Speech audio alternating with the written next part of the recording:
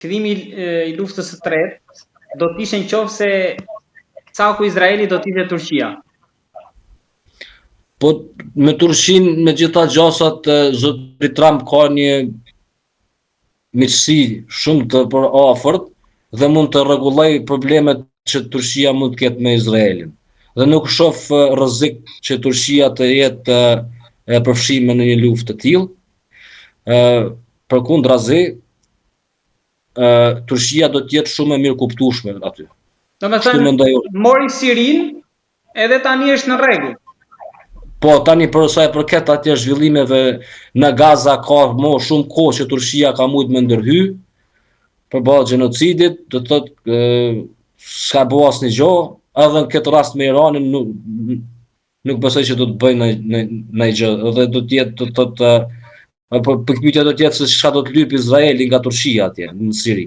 Ajo do të jetë pikpyetja dhe do të jetë kundërta asaj që pyet ti, se sa do të ndihmon Amerika Izraelin karshi Turqisë, dhe Amerika do ta ndihmon Izraelin karshi Turqisë, përderisa kërkesat e Izraelit do të jenë të arsyeshme. Ju keni thënë që konflikti Ukrainë-Rusi, kur gjithë ata prisnin që të mbyllemi telefonat apo me 24 orë, që ky konflikt do zgjas. Madje keni përmendur dhe dekadën, mund kap në një dekadë. Po konflikti tani si mbyllet shpejt apo do vazhdojë ngrirë?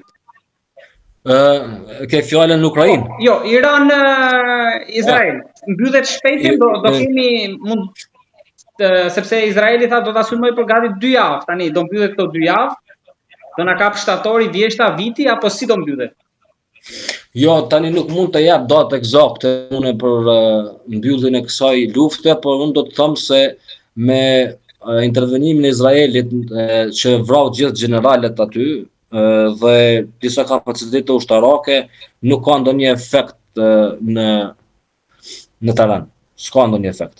Ata do të zëvendësohen edhe ata shkencëtar, me disa që janë më kompetent edhe me disa që janë më pak kompetent, po ashtu generalet, por efekt dukshëm në terren nuk ka. Kështu që nuk shoh ndonjë arritje të dorëzimit, nuk shoh një dorëzim të shpejtë të Iranit në këtë luftë. Edhe Izraeli tani është e fut në njëjtën krizë dhe do të thoja se nëse vazhdohet kështu dhe popullata në Izrael ka një njëjtin rrezik dhe do të detyrohet që të largohet nga Izraeli. Nëse nuk kom pa nëse nuk kom pa video të rreshme, kom pa që sulmet e Iranit shumë raketat e tyre kanë goditur edhe ndërtesat e civilëve në Izrael, apo jo? Disa video prezantojnë që janë fake, por vështirë që ndahen në këtë moment, por ka dhe të vërteta nga ato që ju thatë. Ato nëse ka të vërteta, ato që po tham unë dhe ato vazhdohen, sigurisht që edhe popullata e Izraelit do të kërkojë që të shpërngullet nga vendi, dhe problemi është këtu se gjithë bota, do të thotë bota, miqësia e Izraelve krijoi një shtet Izraelit për gjithë popullatën e vet që janë të rrezikuar nëpër botë. Dhe tani me ndodhit që po ndodh aty, të paradoksi është që popullata nuk po ndihet më sigurt aty. Dhe problemi tjetër është se ajo popullat kur zhvendoset në vende të tjera nuk do të respektohet. Kam një pyetje të fundit. Po. Përse përmendi Trumpi Kosovën te postimi i fundit? Për te asaj që duket. Unë mendoj se ka specialitet dhe Kosovën, Serbinë ka instrument, mendoj që zoti Trump ka të sigurt që do të arrijë atë që do të nisë, dhe ne kemi thonë edhe ku kem pas debate më herët, kur ka ardhur Trump, unë kam thonë që gjithsesi a do të mirët Grenell apo administrata Trump me Kosovën, Serbinë, unë kam thonë që kanë specialitet dhe pritet që ata të vinë këtu për një marrëveshje, shpresoj që mos na zojnë pa përgatitur. Gjithsesi, jemi në një sistem se siç jemi, Kosova ka bërë hapa të gabuar sepse nuk ka gjë për evropianëve. Dështim dialogu 20 vite. Evropianët na kanë treguar se çfarë bën. Tani ne kemi gabuar pse kemi ndruar për asaj që u theshin amerikanë në shkumë të evropianët, megjithëse do kthehemi prapë dhe me shpresën që të intensifikohet nëse ka institucione kredibile Kosova dhe të lidhen me ato në Amerikë se qa po vjen. Ku jemi, sepse Amerikanë nuk vinë me vetëm një dokument. Vinë me dokumente varsisht me këtë takohen. Dhe nëse takohen me dikë që nuk ka qenë apo dhe nuk është pro politikave, pro sigurisë amerikane, sigurisht të gatshëm e kanë ndrimin e marrëveshjes. Unë mendoj se ja kanë të gatshëm dhe do t'i kenë hazër ato. Po me shenja dhe simbolikën që bët, flisni për harta? Flas për një marrëveshje e cila mund të jetë shumë e dobishme për ne ose mund të jetë e dëmshme për ne. Dhe nëse vjen një marrëveshje e dëmshme për ne, ne nuk besoj që duhet ta nënshkruajmë. Pa marrë parasysh konsekwencat që do të vinë.